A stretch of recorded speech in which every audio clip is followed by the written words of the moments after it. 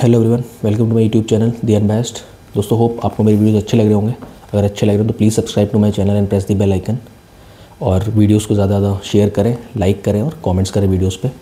दोस्तों मेरा एक ऑब्जर्वेशन है कि बहुत सारे लोग वीडियोस देख तो रहे हैं बट चैनल को सब्सक्राइब नहीं कर रहे।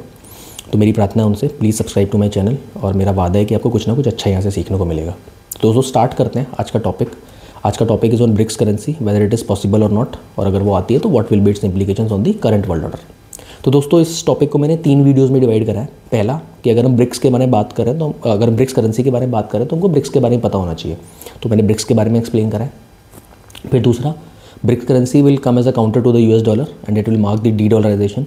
तो हमको डॉलर के बारे में पता होना चाहिए कि डॉलर एक ग्लोबल करेंसी, इतनी स्ट्रॉन्ग करेंसी कैसे बना, उसकी हिस्ट्री क्या है। तो वो मैंने पार्ट 2 में कवर किया है। और फिर पार्ट 3 में मैंने फाइनली कवर किया है ब्रिक्स करेंसी की पॉसिबिलिटी एंड अगर वो आती है तो what will be its implications on the current world order. तो दोस्तों ये पार्ट 1 है इस टॉपिक का। इसमें मैं ब्रिक्स के बारे में एक्सप्लेन करूँगा, क्योंकि अगर मैं एक ही वीडियो में तीनों चीज़ें एक्सप्लेन करता तो बहुत लंबी हो जाती। तो दोस्तों पार्ट 1 स्टार्ट करते हैं ब्रिक्स के साथ। तो दोस्तों ब्रिक्स का जो आइडिया है वो 2001 में गोल्डमैन सैक के एक इकोनॉमिस्ट थे जिम ओनील, उन्होंने पिच किया था। बेसिकली उन्होंने ब्रिक का आइडिया पिच किया था Brazil, Russia, India and China, जो डेवलपिंग इकोनॉमीज़ हैं। फिर 2006 में ब्रिक की एक फॉर्मल इनफॉर्मल मीटिंग होती है और फिर फाइनली 2009 में रशिया में एक फॉर्मल समिट होता है, जब ये फॉर्मली फॉर्म होता है ब्रिक। तो अब दोस्तों कोई भी जब ऑर्गेनाइजेशन फॉर्म होती है तो उसके कुछ ना कुछ रीजंस होते हैं। तो इसकी फॉर्मेशन के पीछे भी कुछ रीजंस थे, तो वो रीजंस डिस्कस करते हैं। पहला रीज़न था to challenge the global economic order. मतलब BRICS was form to create a geopolitical bloc that can challenge the western dominated financial institutions such as IMF and World Bank. तो basically दोस्तों जो global financial institutions हैं, जैसे IMF हो गया, world bank हो गया, वहाँ पे G7 कंट्रीज़ जो हैं, G7 कंट्रीज़ एक ग्रुप है टॉप 7 डेवलप्ड इकोनॉमीज़ का वर्ल्ड की। तो उनका इन्फ्लुएंस बहुत ज़्यादा है, तो उनके इन्फ्लुएंस को चैलेंज करना वन ऑफ द रीजंस था ब्रिक्स के फॉर्मेशन का। और 2014 में ब्रिक्स ने एक बैंक भी सेटअप किया था, न्यू डेवलपमेंट बैंक, ताकि IMF पे और वर्ल्ड बैंक पे जो रिलायंस है वो कम हो सके। And it provides loans to various BRICS countries and other developing countries for various infrastructural and development projects. दोस्तों पहला रीज़न था। दूसरा रीज़न था enhance cooperation among BRICS countries on various fronts such as development, finance, technology, agriculture and trade। मतलब कि basically जो BRICS countries हैं वो इन सब फ्रंट्स पे कोऑपरेट कर सकें सही तरीके से, ताकि वो अपनी इकोनॉमी को इम्प्रूव कर सके और अपने देश को, अपने रिस्पेक्टिव कंट्री को सही तरीके से डेवलप कर सके। तो ये दूसरा रीज़न था। तीसरा रीज़न था to promote a multipolar world. मतलब कि जो पावर है वो सिर्फ कुछ वेस्टर्न कंट्रीज़ के पास ही ना रहे, वो डिस्ट्रीब्यूटेड रहे। तो बेसिकली अगर मोटा मोटा समझें तो ब्रिक्स की फॉर्मेशन जो हुई थी वो जो G7 कंट्रीज़ है उसके इन्फ्लुएंस को थोड़ा सा चैलेंज करने के लिए हुई थी। तो दोस्तों ये तो रीजंस हो गए कि ब्रिक्स फॉर्म क्यों हुआ था।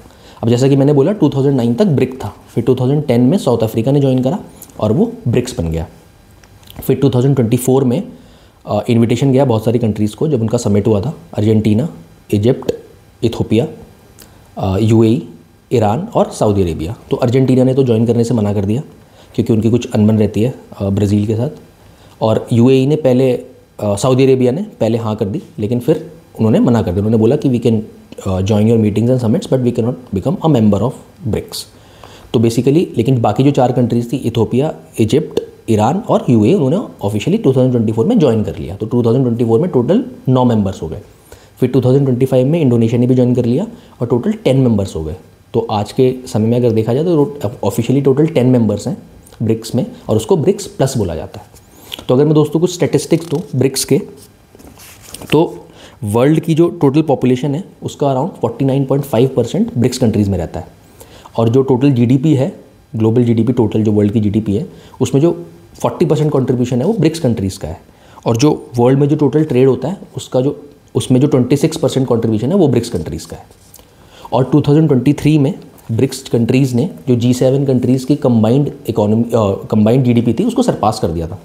मतलब जो G7 कंट्रीज़ हैं उनका टोटल GDP में कंट्रीब्यूशन 30% था और ब्रिक्स का 32% था। तो दोस्तों अगर देखा जाए तो एक बहुत ही स्ट्रॉन्ग ब्लॉक है ब्रिक्स। तो दोस्तों मैंने आपको एक्सप्लेन कर दिया ब्रिक्स के बारे में, उसकी हिस्ट्री के बारे में, वो रीज़न क्यों फॉर्म हुआ था और आज के टाइम में क्या है ब्रिक्स, और उसके स्टेटिस्टिक्स भी मैंने आपको बताए। तो ये पार्ट 1 था वीडियो इस टॉपिक का। तो दोस्तों होप आपको अच्छा लगा होगा और मैं यहाँ पे वीडियो ख़त्म करता हूँ। Thank you, thanks for watching, नमस्ते।